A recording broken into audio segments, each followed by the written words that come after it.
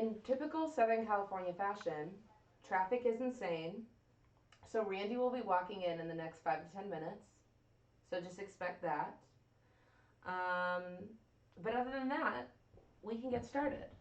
So today we are doing this live video stream, which is our first time ever going live on YouTube, which is pretty fun for us.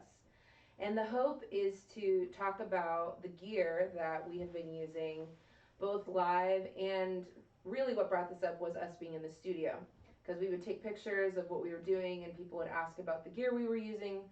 So we thought a cool, fun, interactive way to talk about it was to go live and to do a live video. So like I said at the beginning, there's about a 10 to 12 second delay. So if you do ask a question, just know that we do see it and we will address it. I've got my computer open to kind of watch and make sure that we're not missing anything. But first, we'll just tell you kind of what we're up to right now. And this will kind of lead into what we're doing. So we just got done tracking a 7-song EP. And we worked on that in Nashville and in LA with 3 different producers that are super talented. And we're really grateful that we got to work with them. The music that we're making for this project, we feel like is the next proper step in what For All Seasons is doing. And so we're really excited for you guys to hear it. You'll start to hear some of that first music in the summer. And we're going to start playing it live too. In fact, we've already kind of started to play some of it live. But we will start with... Are we going song by song or no, instrument by instrument? What do you think? We're going to go person by person. Let's see. Hey, Ozzy. We're glad that you saw us in Fresno. Let's see. Let's start with... Going to be in Clovis this weekend. We are. We are going to be in Clovis this weekend at Northside, Friday night, Saturday night, and Sunday morning. But we can go ahead and start with Jeff, because we've had a lot of interest about electric guitar gear. And so Jeff, if you could kind of walk us through first what your live setup is, because I think that's like the best launching pad. What pedals you find are most important. You can kind of walk them through what's on your board, but then what you kind of go through the most, and then even your guitars and your amps. Yes. Well, I will start with my guitar.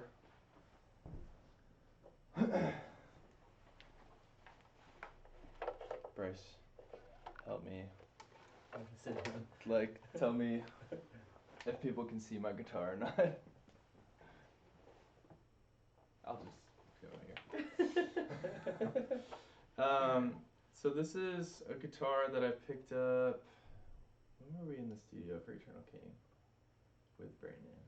2014. 14. Holy So 2015. 15. Okay. So about 2 years ago, I think one thing you'll learn from me is that I pretty much just copy whatever Randy does. So his brother got a Starcaster. These were reissued in 2009. They were made a long time ago to kind of compete with the Gibson hollow bodies, but they weren't made that well, so they kind of phased out and then got brought back in 2009. But while we were in the studio recording Eternal King, I played this guitar on that song and just really fell in love with it. Love the sound that I can get for a fairly average price guitar. What does that cost? So this one I got for $500, I think. But it's great for the road. I love the humbuckers. Kind of get like a fuller, rich sound, but depending on your pickup usage, you can kind of get that surf rock sound that a Starcaster is supposed to make. I think Randy's joining us. But this is the guitar that I use almost all the time, up until maybe. This is the guitar I use like every day.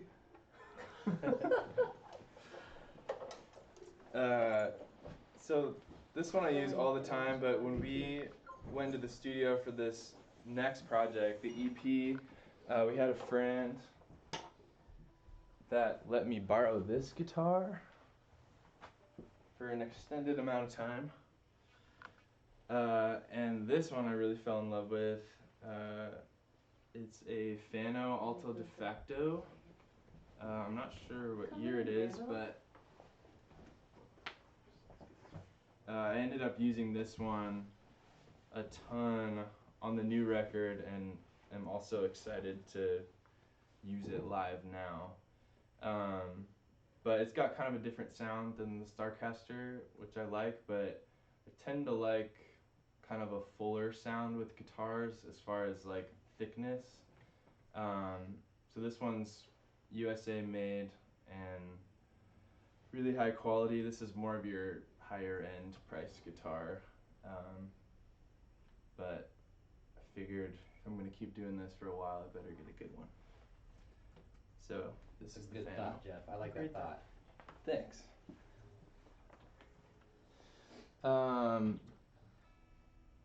So next most important piece is the amp. And I don't know if you could see over here. Let's move it into. Yeah, I can. Oh. I can see it. We can? Yeah. So all of us use Tyler amps, and it's a really great company, made in the US. Really great heart behind the company as well. Had some interactions with the owner, and he's a really great guy. But also just super high quality amps. I think we borrowed some for a while and just really fell in love. So my setup for live is I run stereo, which is really nice with the Strymon pedals for those effects. But I'm actually running two different kinds of amps. So this top one here is the JT46, which is kind of your Marshall Blues Breaker sound. And then down here I have the HM30, which is similar to like an AC30 style or a DC30 matchless. So I run these stereo heads into one cab, and it's just it's a Tyler cabinet, but it's about this big, and the speakers are diagonal, so they each have separate inputs, and I can kind of run it into one rig. But really enjoy the sound of those amps. As far as pedals go, can you see me over here? Just your board. Okay. So as far as my pedal chain, my first in is this JHS Superbolt. Once again, copied Randy. And he said he swears by them, so I trust him. It's a really, really thick overdrive sound. Definitely not leaning towards distortion, but it has like a good sounding breakup that pushes the amp. In the studio, we don't use them as much because you can get the natural breakup from the tube amps. But live, it's nice to be able to change your gain. This is the only overdrive that I use. And then next I go into this MOSFET full tone full drive. So originally I was using the full drive in completion,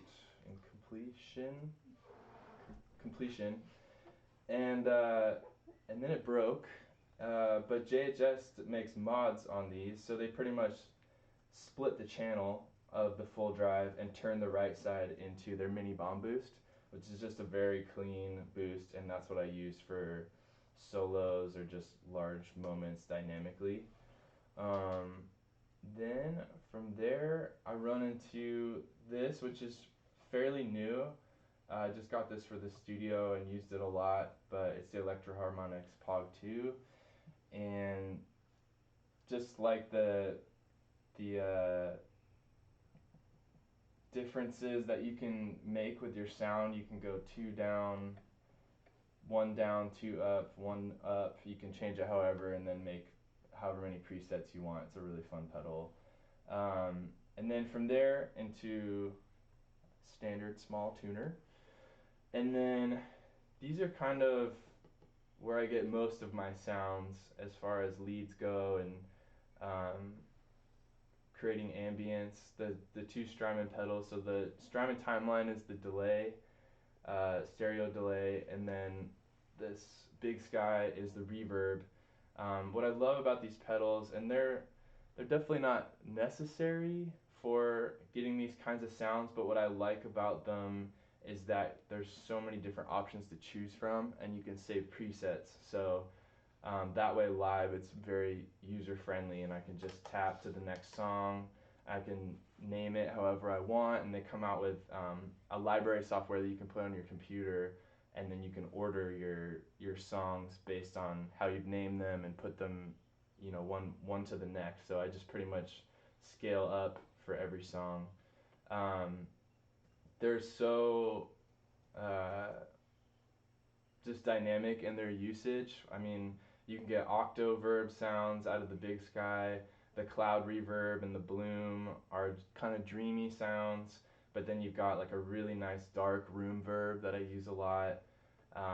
And the delay has some cool options too. There's a tremolo delay that I used on Salvation's Melody, reverse delays, patterns, dual delays. So you can have, especially with a stereo setup, you can have your left amp doing something different than your right amp's doing. So that's pretty much my setup. I use these two pedals a lot in the studio. The JHS Emperor has chorus and vibrato, and that was fun to use. Just with kind of your big chords, throwing a little color with vibrato, and then the chorus gives a lot of change to swells and kind of more ambient type sounds. And then the last is just the Walrus Audio Deep 6 compressor. I probably won't use this live, but it's really nice to kind of mess with in the studio, and I especially just use it to keep sustain for lead lines. But that's pretty much my setup. I have a couple questions. The first is kind of a funny question that doesn't have to do with your board, but someone asked, have you guys heard of the band Nations? Yeah. And it's funny because the guitar that Jeff showed you, he bought from DJ from Nations. So that's This perfect. guitar right here. Another question we've got. So the JHS Emperor over the Walrus Audio Julia ? Haven't played the Julia. Yeah, haven't played the Julia. Haven't watched any videos on it either. I just had a friend that had this Emperor, and so he let me borrow it for the studio. We ended up using it a lot. And then another question is Pog 2 ? Or Luminary? Luminary. So an advantage to the Luminary is that it takes up less space. The advantage to the Pog is that you can kind of get that more organ sound, because you can control, well, I think on the Luminary you can control attack as well. Filter modulation. I got that one on my board. Yeah. So I like it better. So you can detune on the Luminary too? Yeah, you can detune 2 octaves and tune up 2 octaves. I think that one goes. This one has more presets. Okay. And Luminary has 3, right? yeah, plus a live mode, so you can technically have 4. So yeah, those are kind of the advantages. I think I like the Pog 2 sound, so I need to do one thing differently than Randy. What patch cables do you use? I use Megami for patch cables and for instrument cables. Just the lifetime warranty policy is amazing, especially being on the road, because anytime a cable goes out or breaks, you can just take it into Guitar Center and get a new one. That is true. We use that for just our instrument cables in general, and it's a lifesaver. They're expensive. Yeah, they're definitely more expensive than other cables, but if you're thinking about long term, in my opinion, it's way worth it. And we were also asked, are you guys people? Just in general? We're robots. It's debatable. If you saw our sound guy Bryce, you'd question it. What? Okay, next question. Are tube amps vital to worship music? And can amps that are valve reactors be a replacement? A Randy I'm question. thinking about replacing my tube amps with a solid state modeler, which is a robot. So I guess to answer your question, kind of. We're leaning towards that. Yeah, I'm looking into replacing real amps for a live setting, because I can get a modeler and have 50 of my favorite amps for each song. I could have 50 different amps. For me, I like the personality of a tube amp, and that you can really feel it when you dig in. So that's why I moved to 2 amps. Two amps and a tube. Tube amp. Almost. Two tube Hang on, amps. Internet, he's almost there. Two tube amps. That sounds good. Okay. Two more questions and then one other thing. So, Randy, this question is for you. I know we haven't talked about your gear yet, but we are talking about amps. We're talking about it now. Oh shoot, where'd it go? Randy, you're on a desert island and you have all the Doritos in the world, so food is not an issue. What is the one pedal you take with you and tuner is not an option? Oh. Called you out. I would have to say the Super Bowl, JHS Super Bowl. Oof. Why? I've had it for 3 years and it's like my always on pedal. I set my amps up to where they don't really break up, and then I click that thing on because I feel like that thing is more responsive to dynamic playing than my amp is, at least the amp I play. So if I really want that gritty sound, I can just play harder, and if I want it cleaner, I can just play softer. So I feel like that's the best pedal for that kind of playing, and that's how I play because I'm not a trained musician. Jeff, what is your favorite delay type? Digital, analog, tape, reverse, and what do you use? Which one do you use the most? I definitely use the tape delay the most. Let's see.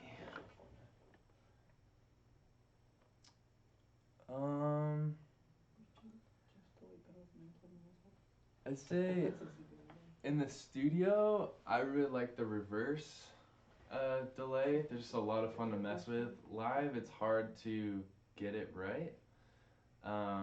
So I typically just use a tape delay. But I like the timeline because you got a bunch of different options for different songs. That was a good answer. That was. What did you say, Emily? The Dorito question was because Joey, who asked, was settling a bet with Kyle Peak. It's understandable. Kyle Peak's too skinny to eat Doritos. There's no way that guy eats Doritos. We're actually getting a lot of good questions. So, when you're talking about getting a modeler, Randy, Two tube amps. what are you considering? What brand or what kind? Whatever. Is Kemper asking? No, but Kemper was an option. Kemper, for sure. Unless Positive Grid is listening to this, and then just send me a couple of your guys, and I'll be rocking those. Or Axe Effects, I don't know. It's hard because the Axe Effects videos on YouTube are all like 8-string metalheads using them, and they sound awesome, but I only got 7 strings on my guitar, so. Yeah. Perfect, thank you. Not sure if you guys still use X32, which we do. We love our X32, which is our soundboard live. It does what we need it to do. That's true. You could always upgrade to something better, That's but we true. also don't have hundreds of thousands of dollars. So That's true. that's the reality. Not yet. Not yet. But doesn't the X32 pretty accurately? I don't know. Is this true? What is it? Doesn't the X32 pretty accurately emulate tube amps? No. You just made that up. And I love you for it, because that's hilarious. I was gonna Bryce say. has something to say. Bryce is our Rand. friend. This guy is here. I believe it has the option to, Oh. but I don't think it does it well. Okay, got it. Not many I've never things do. tried. I don't even Yeah, think a we've never camper does tried. it accurately, but I don't think anything will ever be as good as the real thing. What mics do we use to mic our amps? 57. 57s. And we just started using Wishbone. What is it? Amp hooks. Amp hooks. I was gonna say stands, but they actually latch on to the amp. Anyway, I can't speak. We have 2 questions about miking amps. Oh, here's a question from Roman. Roman, I love you. Roman. He said, when you guys were reveal, what amp did you first start off with? You're stinking.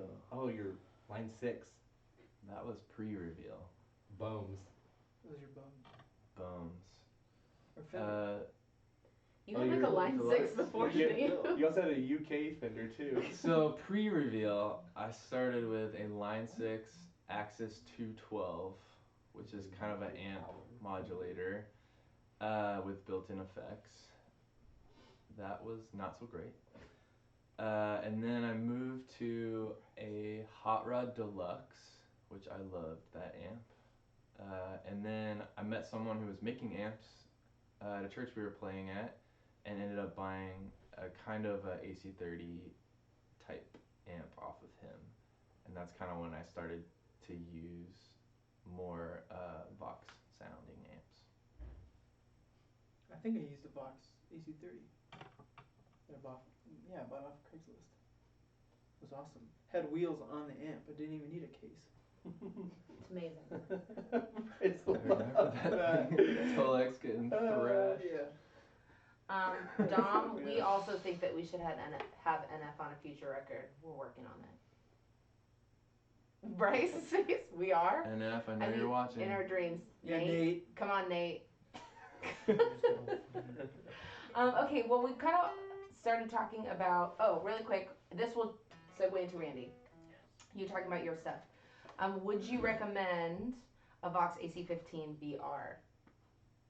Virtual reality.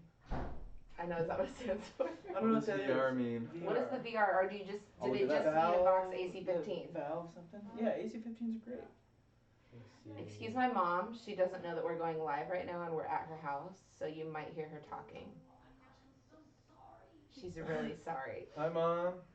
Randy, why don't, I know Jeff's... Valve reactor. Yeah, Valve reactor. Oh, okay. Has 4. Yeah, that's killer. I had the AC30 version of that. It was great. And it has 4.7 stars. You can't go wrong. In my experience, for some reason, the AC15 feels so much different than an AC30, and I don't know why, but I ended up going with the AC30. They have 15 extra tubes in the... 15 tubes? There's 30 tubes in the AC30, 15 tubes in the... Oh my gosh. Randy, I know Jeff has talked about a lot of electric gear. What would you add? Specifically, what amp do you play? And then guitars, what guitars do you play? Live. Yeah, let's talk about live. Live, I have that same amp, but in a blonde Tolex, like an old, like basement Tolex. And my second amp is like a 70s Fender Champ. And it's just got 3 knobs on it: volume, treble, and bass. And that's what I use live.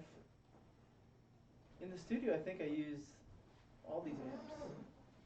Mostly use the PT. Yeah, I'm comfortable with that one. But Jeff's amps are pretty sweet. Ooh, and then I've been playing this guitar live. This is a Gibson Les Paul. Oh, wait. No, it's a Fender Telecaster. And this is also a Craigslist buy. It used to be a deluxe with 2 humbuckers, but the person who had it before me traded out the bridge one for a Telecaster single coil. And that is a Seymour Duncan, and it sounds great. Super simple, Mexican made, nothing fancy, great workhorse guitar. And I just need to learn how to play it. At least That's what Bryce tells me. I don't think it's real. And What strings do we use? Diodario, 11 to 52s, something like that. I think that's right. Starts at 11. Key is the wound G. Yeah. Stays in tune a lot better. Hear that? Just sustains for days. Still ringing. If you can hear that. Yeah, they're great. I love them. But I never play any other strings, so they could be awful, and I'm just used to them. But We don't think they're awful. no. Any other guitars you use? Live? What about the build? Ooh, my brother has this built, and it's awesome. BILT. And I played that all summer and fall, but I gave it back like an idiot. Someone said they saw a picture of you playing a Sunburst Jazzmaster. What guitar was that? In a studio with No. I think that's like a parts guitar that me and my brother built. It's got a Warmoth body. Oh, here comes the dog. Okay, Oh. come here. It's fine. You're late. Okay. It's fine. Continue. That's a parts guitar that we built, and it's got Porter P90s in it, and it is awesome. And that is in our vault, so that's like my backup guitar at the moment. And once in a blue moon, I will bring out an old American Strat that we have, but doesn't see the road too much. Who asked that? It better still be Nathan on. Bryant. Oh, Nate. Hey, we're coming to Clovis. You live in Clovis. Is there anything you do different with your pedals versus Jeff? Or something Yeah, I know how to use mine. So jacked. I pretty much have the same pedals as Jeff. I have a clone. That's my second stage drive, and I also have the JHS Twin 12. Goodness gracious, Luigi, you better get it together. Oh, that's Jeff's guitar right there, Luigi. His little thing hit it. And I got the Luminary on my board, but it does the same thing as the Pog pretty much. But apparently it's better. Yeah, it's better. I play it, that's fine. A lot of you guys are saying really, really nice things, and we appreciate it. But people want you guys to play something. Jeff, we just need you to shred. Can you just jam for a sec? I can't do that. Just, what's your favorite...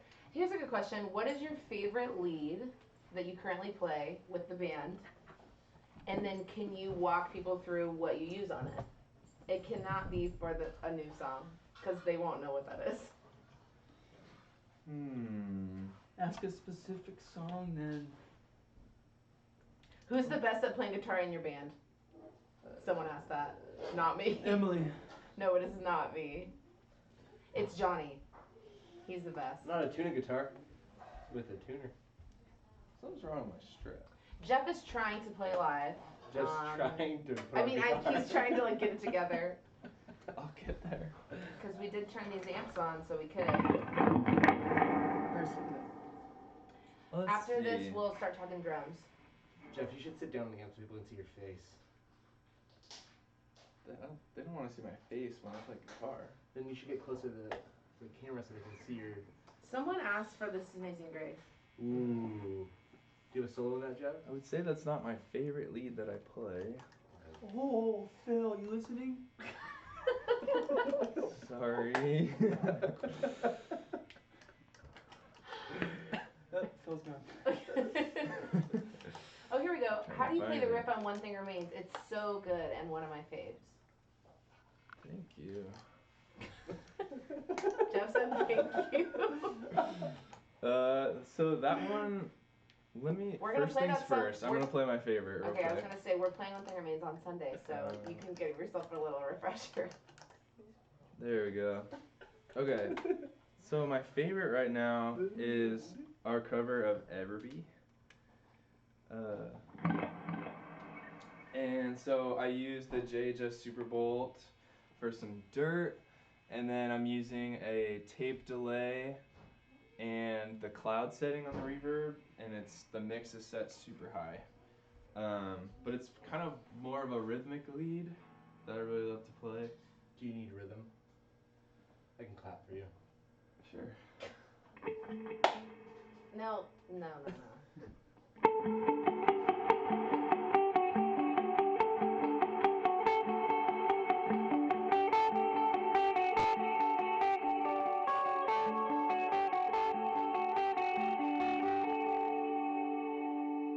Never knew you did that.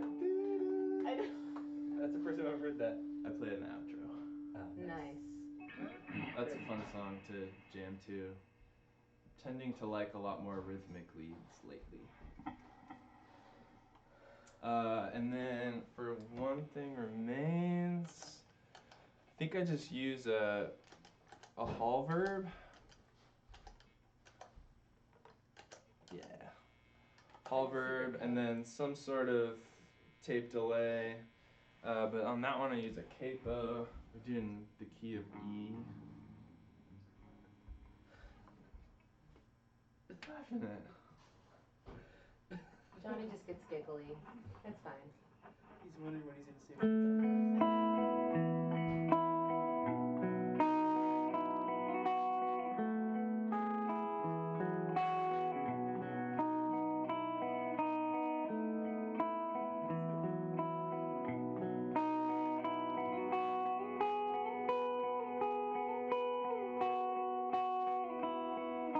That was very good, Jeff. That's great. Chris Berard. We see you. What? We see this. We see you. All. He's about to be a dad. What gauge picks do we use? Really thick. We've Yeah. been going up and up and up. I think we're at 1.25. Yeah. What's the point of that? Control. Yeah, and I don't know. We play really thick gauge strings, so they actually need a thicker pick to be strung. Mm-hmm. I play 88 for acoustic, which is still like relatively thick for acoustic, but at least 1 for electric. I feel like I'm learning stuff right now too. If you haven't used Very a thick nice. pick, try it out. Mm-hmm. Especially for lead players. It's like snowboarding. The tighter the bindings, the more control you have over your jumping. You don't jump as high. It's like when they're loose bindings, you jump and then the board responds. But if they're tight bindings, it's like you're one with the board. So you What know, if one with the pick, there's one with the guitar. a billiards player listening? How would you relate to playing billiards? Okay. We got another question, which is going to launch us right into Johnny. How do you guys run your tracks? Ableton? Is someone triggering them, or do you have them running back to back automatically? This is going to launch us into the drum section. Nice. Do you want to switch with me, Yeah, or let's do do you that. want me to? Well, if you can move your pedal board, I'll put the track trigger right here. Can you grab the pedal board? Yeah, removing it. Unplugging it. Nice. Also, in the meantime, while he moves this, I believe it was Jeffrey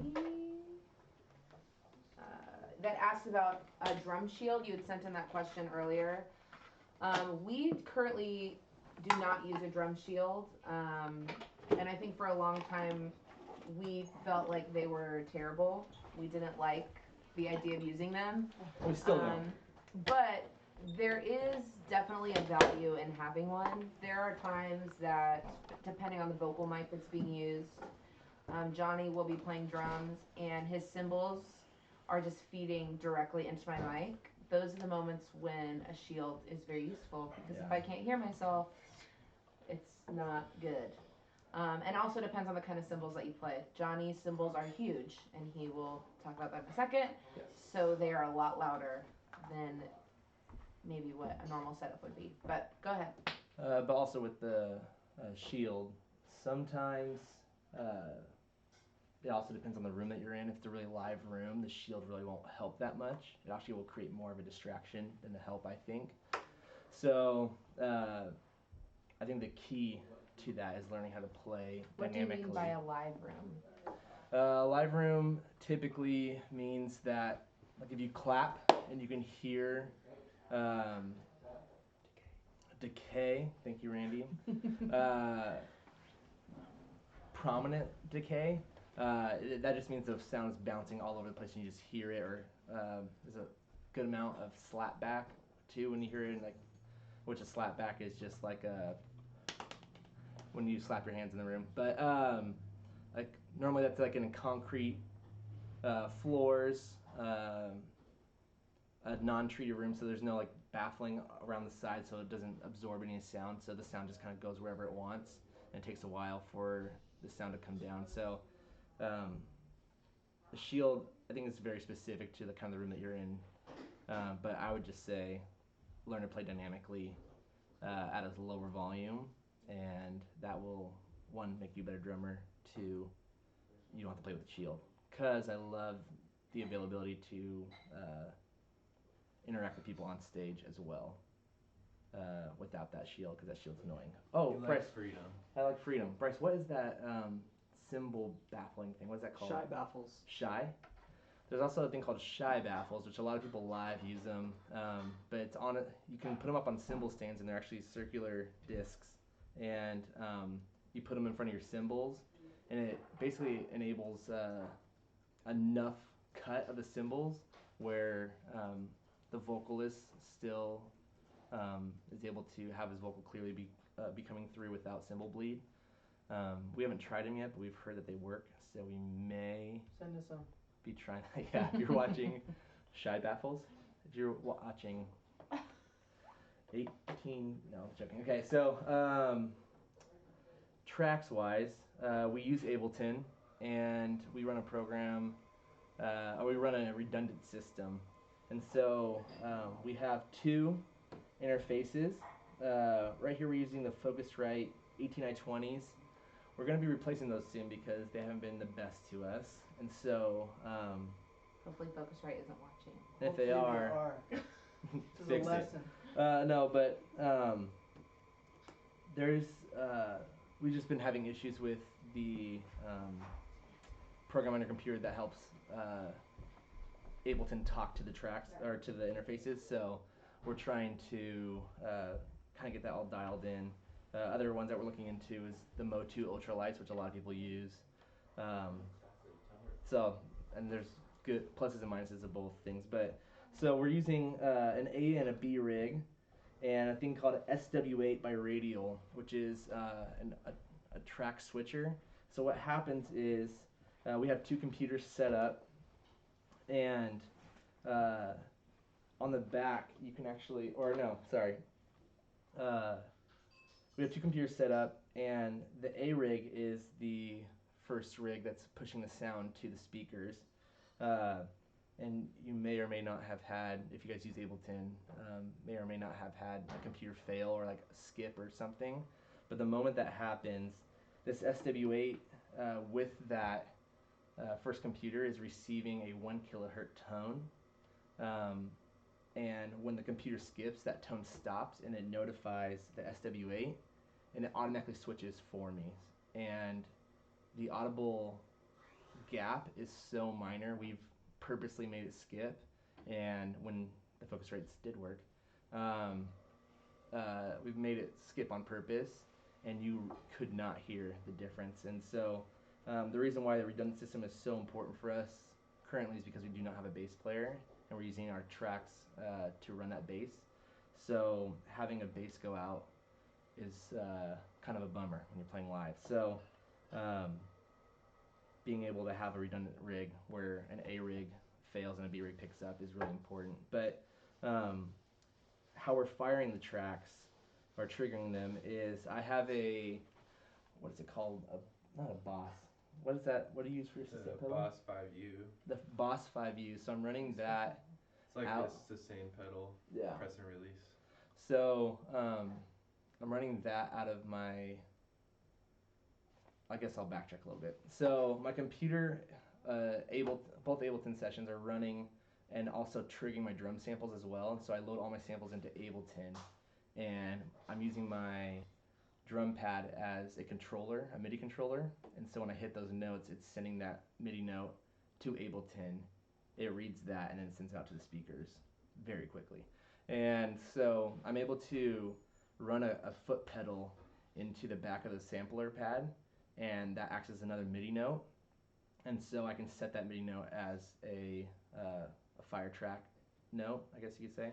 And so I'm doing that. I used to run my drum pad where I had the fire track or the play button on the bottom left hand, and then on the middle section or the middle pad I had the stop, and I just got so scared about accidentally hitting that, so I've started putting it where the stop or the kill I guess the stop button is on the very top left, so it's kind of away from everything I would ever use, and then the play button is over by my hi-hat, and I trigger that way. There's a bunch of intricacies with MIDI stuff, but maybe we'll do a video specific on how we run all that stuff separately, because one, computers aren't here, and two, it's just a lot and probably annoying to most people. So, drums wise, let me move this guy. Is there any specific questions on?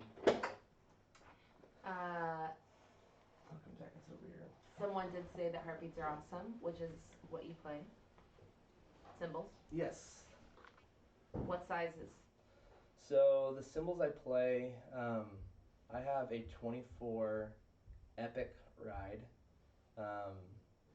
It's super washy, and so, but at the same time durable, because I dig into that thing like crazy, and it hasn't broken in like a year of having it and smashing it. So I love it. And then I have a 21 Classic Crash. I used to have, or I still do have, a 22 Classic Light Ride, and it was just too sharp for me. I didn't like the way it projected, and it was just too loud, and so I went to the 21 Crash and enjoyed that a lot more. And then I have 17-inch hi-hats. They're big. I love them, but they're super washy, and those are all, the 21 and the 17 hats are classics, the classic series. And I also have a 24 ride as well, a classic light ride that I don't use, but it's there. Drums wise, I have two kits that I'll be going back and forth between. Currently I'm using a 70s Ludwig, I think it's called a Big Beat drum kit. So I have a 13 by 9, 14 by 10, 16 by 16, and 18 by 16 toms, and a 24 by 14 kick. And that was just a Craigslist find in Nashville somewhere for super cheap, and it was needed at the time because our stuff just got stolen. So yeah, and then I have, and with that story, recently, on Craig's, my old drum set that got stolen came back up, and so I ended up buying it back. So I got my old drum set back, which is an Anchor kit, and those sizes are 13 by 8, I believe, on the rack tom, and then I have a 16 by 15 floor, a 24 14 kick as well on that, and then I have a smaller kick, a 20 by 14, and that's just kind of for smaller, chiller events. That still kind of looks the same as the rest of my kit, but I think I'm gonna be bringing that out on the road this summer, and just kind of want to change it up a little bit. Snare wise, have a couple different ones, but the one I'm using the most right now is my Anchor snare. It's a maple. Oh, and the wood for all those is maple. But I have a maple snare. It's a 7-inch deep by 14, and I love it because it's super versatile. So you can get pretty fatty tones out of it while still cranking it up and getting a nice crack. And what I love about the depth of it, just still adds a lot of body to a higher crack, and that's something I try to get out of all my snares, is a nice like round tone versus just straight crack. And so, straight crack. Trying to And think when of it comes to anything else. recording this new record, Johnny used that snare on every song. I did. Is there anything else that I'm missing? I will say that Eli Oh yeah. plays anchor, and he loves his, and he noticed that that's what you play. Yeah. Zach wants to know, are the classic crashes darker than the studios?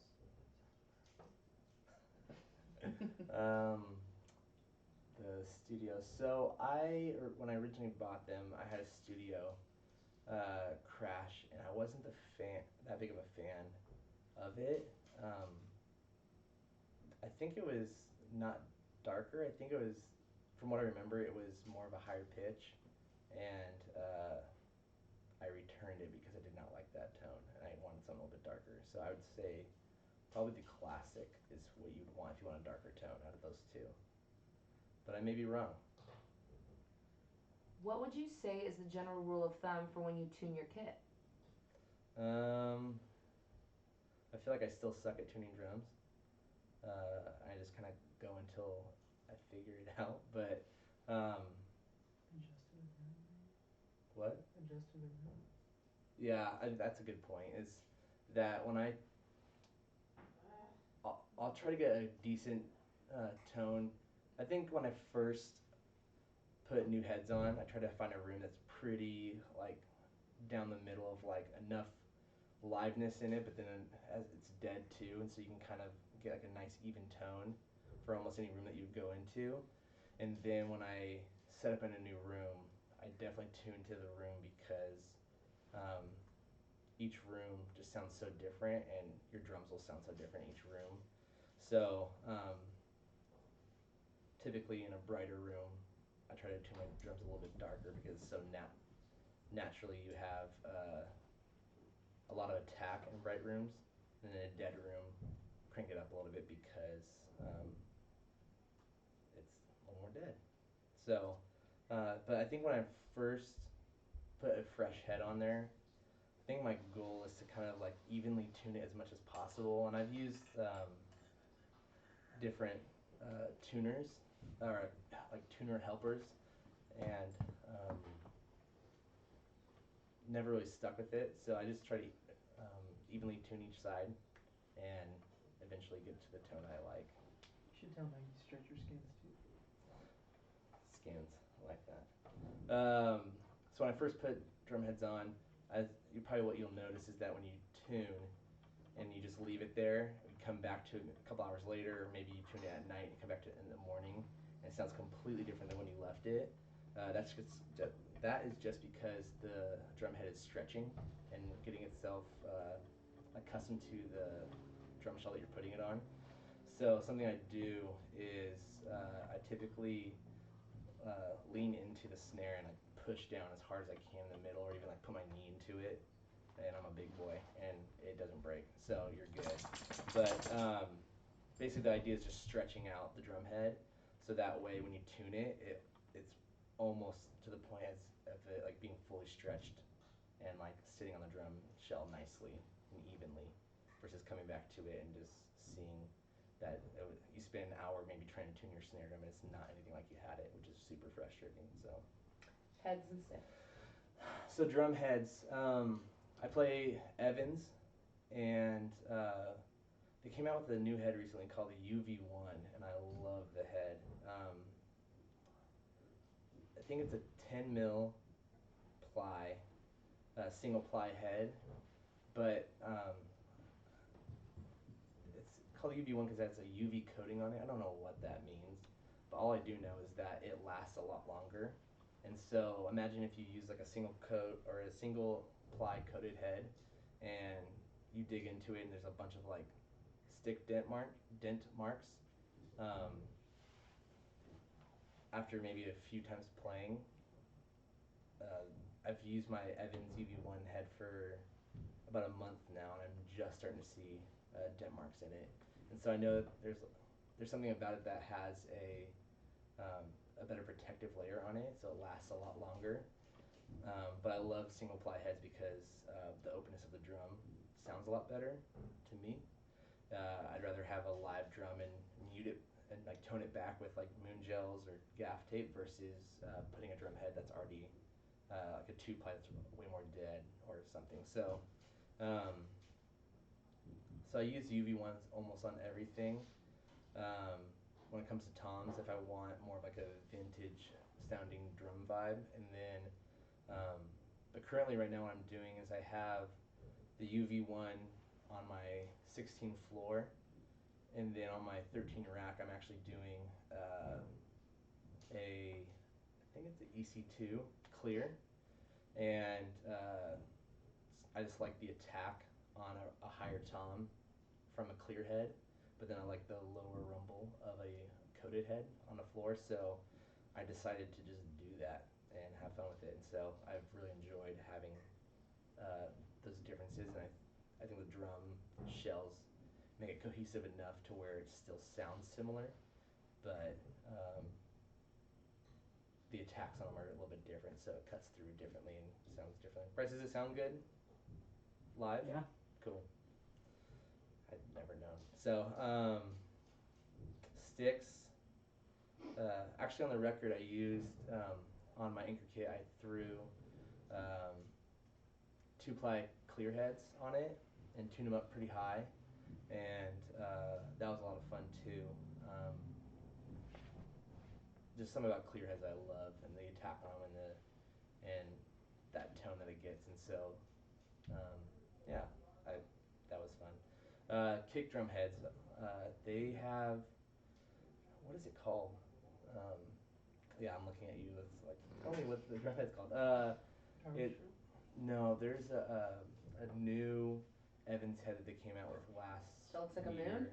Yeah, it kind of looks like a moon. It's like your fiber skin drum head by Remo, but Evans version of that. I can't think of the name off the top of my head. But it's the EMAD version of that one. So what it enables you to do is the EMADs have the foam strip around it that you can put in to muffle it. And so even though I don't think I'm currently using the muffler, I love that head. I think it adds some good body to the kick drum, and so it's not a lot of attack. And then on the resonant head, I use just your standard single ply coated drum head. And then on sticks, I use ProMark 747B oak. And the oak sticks are a lot heavier than the hickory from ProMark, but the how long they last is incredible. And so I end up using those because I don't want to buy a bunch of sticks. So I've been using those a ton, and I love them.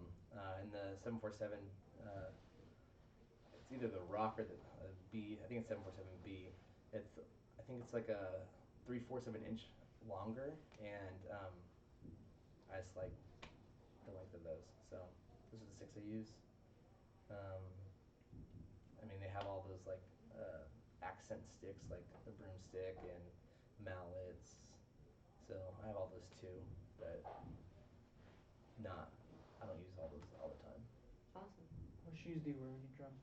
What shoes? I typically like Vans when I play. I just got a pair of Vans. He's answering this so seriously. And I actually like them.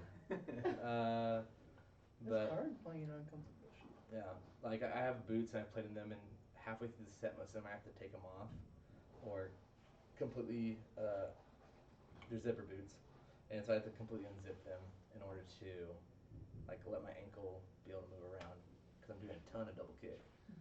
So. Use a slide. Triplets. Okay, No more drum questions? No, That no was more drum in-depth. questions. I know. Yeah, it That was was good. very in depth. Did you guys learn something? I learned something. I learned something. We've been going for a while. I know we said we'd kind of talk about recording, so we're gonna end us off with a couple questions that we got in before the stream, and then a couple that we've gotten now. And whoever wants to jump in on these can jump in on these. So someone asked, they said, I love your guys' digital footprint. How do you mix your recordings? And obviously, this kind of feeds into another question that someone asked about what role do we play in recording our music. different projects have looked differently. Our most current project, we were purely the musicians, with the exception of Randy engineering a couple sessions. So we have someone else who's producing, someone else who's mixing, someone else that's engineering, someone else that's mastering. So I kind of look at this question of, you know, looking at our digital footprint of what we say represents For All Seasons music, what takes priority in a mix for us, whether that's live or in a recording. Emily's vocal. That's what I was looking for. That's the whole reason I asked this question. Well, in any song, Yeah. vocal is most important. Johnny's drums, second. Everything else is honestly kind of filler at the end of the day. Well, I mean, like, I think the big thing for us is that since it's not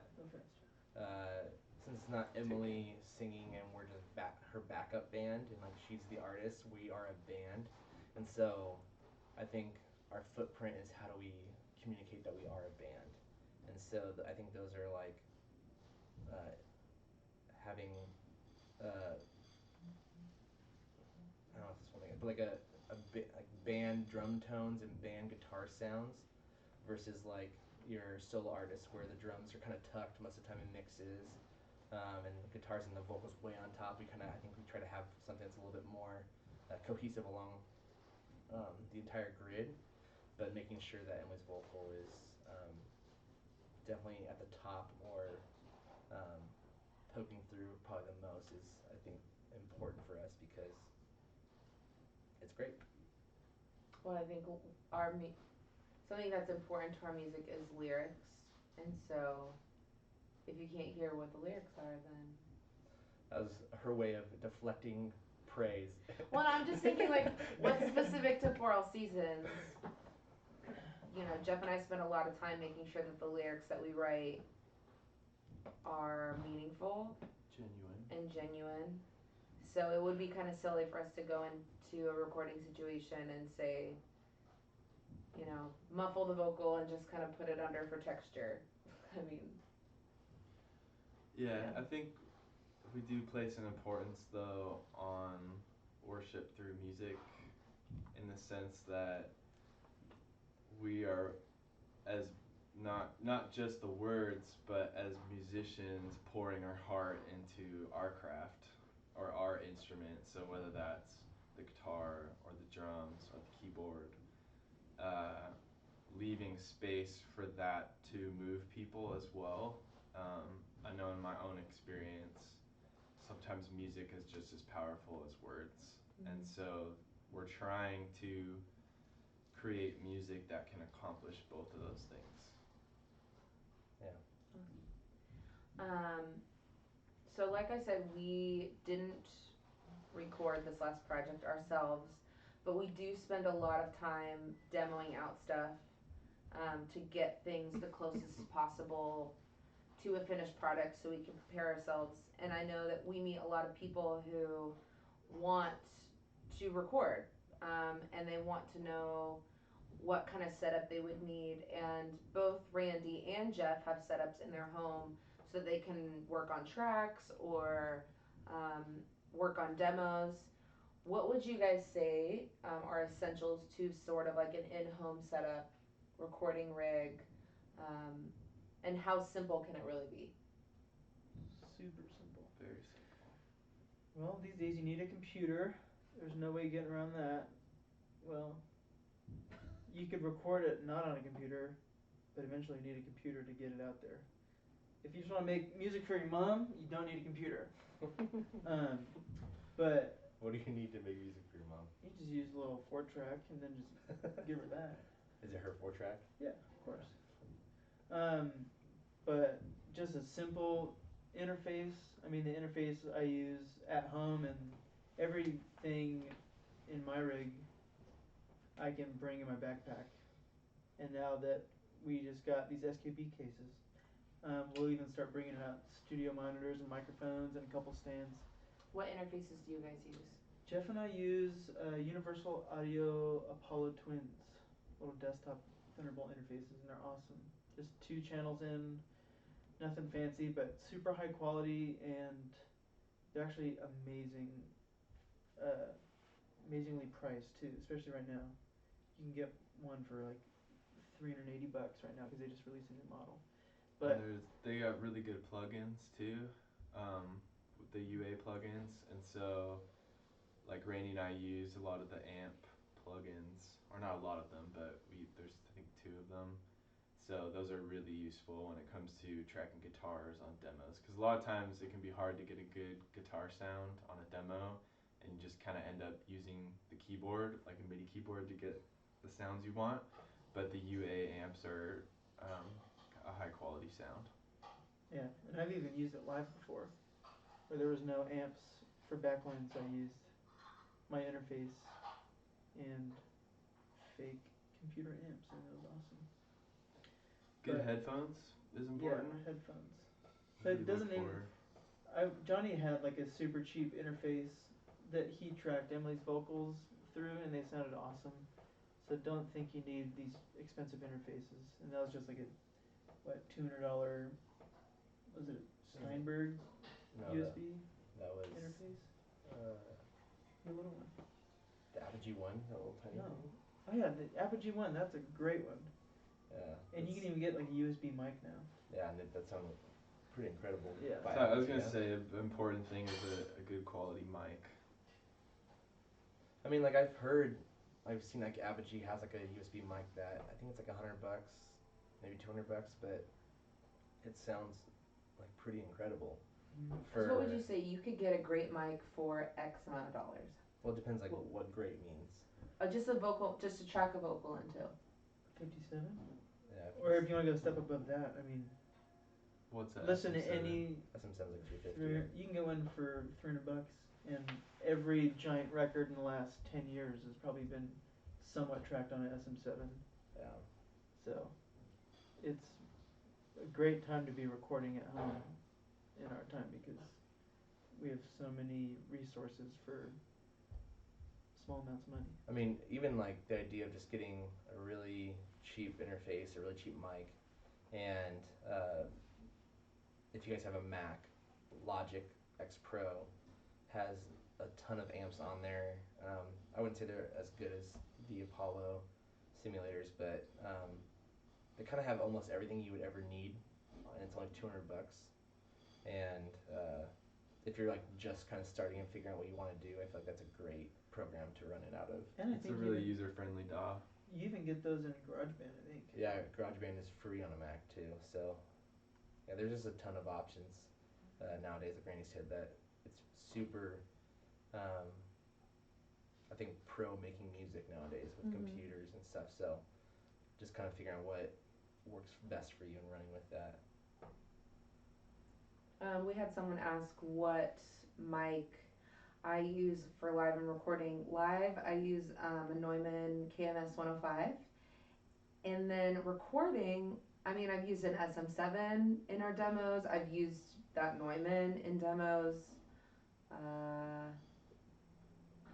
That's all that we really have. For this record, I used a combination of different mics because it was all dependent on the producer. But the coolest one that I probably used was this, what was it, Neumann. It was like a vintage U67. It's like an $8,000 mic. I felt nervous standing next to it because I didn't want to break it. But what was the heads? Telefunken AR-51. That I also sang into that. Her vocals sound pretty good for this record. So we're You'll have to be the judge when we get there.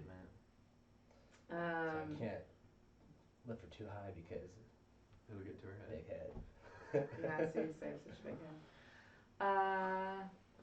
But yeah, we have chatted a lot, and I feel like we could go on forever. Your guys' questions have been so good. We would like to make this video and the comments below kind of just an open forum. So if there's anything that we didn't touch on that you really want us to answer, go ahead and just leave it in a comment, and we will do our best to write out an answer for you to the best of our ability. But we're really grateful that you guys would spend so much time with us, and hope that this has been really, really informative. Our new record will begin to release in parts starting this summer, with our single coming out around July. So, yeah, if you're not following us on social media, we're on Instagram and Facebook and Twitter, and then obviously YouTube. Subscribe to our channel if you haven't already. We'll have a lot of new video content coming soon for the new record. Feel free to share this video with other friends that play instruments, and just keep rocking. Yeah. Yeah. Keep rocking. So have a good night, guys. Thanks for tuning in. See you. Thanks, guys.